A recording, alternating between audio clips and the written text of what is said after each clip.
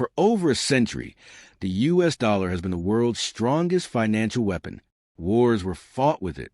Economies were built on it. Fortunes were protected by it. And Warren Buffett trusted it more than anyone.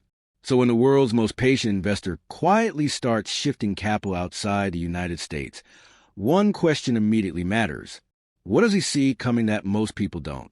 This isn't panic. It's positioning. For decades, the U.S. dollar has been untouchable.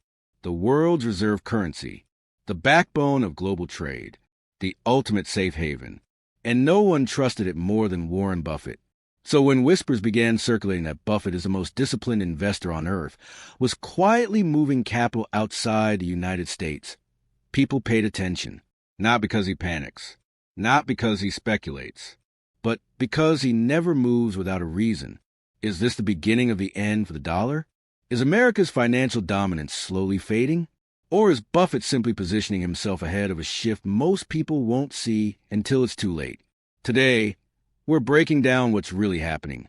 Why Canada is suddenly on the radar of America's most patient billionaire. What it signals about the future of money. And what this quiet move reveals about where smart capital flows before headlines catch up. Stay with us, because this isn't about fear. It's about preparation. Warren Buffett has built his fortune by doing the opposite of crowd. When others chase trends, he studies fundamentals. When markets panic, he calculates. And when capital moves quietly, it usually means something deeper is happening beneath the surface. Buffett has never predicted the collapse of the United States. In fact, he's consistently optimistic about American innovation and long-term growth. But optimism doesn't mean concentration. Every serious investor understands one rule. You never keep all your capital in one system. The U.S. dollar may remain dominant, but dominance doesn't mean immunity. For the first time in generations, the dollar faces structural pressure from multiple directions at once. Rising national debt, persistent inflation cycles, aggressive interest rate interventions, global de-dollarization efforts by emerging powers. None of these factors alone kill a currency. Together, they change investor behavior.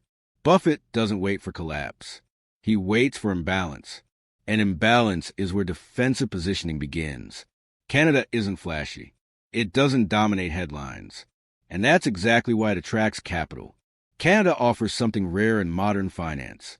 Stable banking regulations, resource-backed economic strength, political predictability, strong ties to, yet independence from, U.S. monetary policy. Its financial system weathered global crises without dramatic bailouts. Its banks are tightly regulated. And its economy is quietly backed by energy, water, minerals, and land, assets that remain valuable regardless of which currency dominates the future. For long-term investors, Canada represents balance, not escape insurance. Here's where most people misunderstand Buffett. Moving capital doesn't mean abandoning belief. It means managing risk. Buffett has always diversified geographically when valuations demanded it. Japan, Europe, emerging markets. Canada simply represents the current alignment of safety, stability, and reasonable valuation. This is portfolio architecture, not panic. The dollar doesn't need to die for diversification to make sense.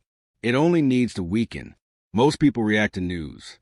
Buffett reacts to incentives. When currencies are heavily managed, capital looks for environments where policy is boring, predictable, and slow. That's where returns compound quietly. Buffett understands that the greatest threat to wealth isn't volatility. It's overconfidence in permanence. Every dominant system in history believed it would last forever. None did. This shift doesn't happen overnight. Currencies don't collapse suddenly. They erode. By the time the average investor notices, institutional money has already repositioned. Buffett isn't forecasting disaster. He's planning continuity. And that distinction changes everything. So the real question isn't, is the dollar dying? The real question is, are you positioned for a world where dominance is shared instead of absolute? If you value insight over noise, strategy over hype, and long-term thinking over short-term fear, make sure you like this video, subscribe to the channel, and turn on notifications. Here, we don't chase headlines. We follow smart money. See you in the next one.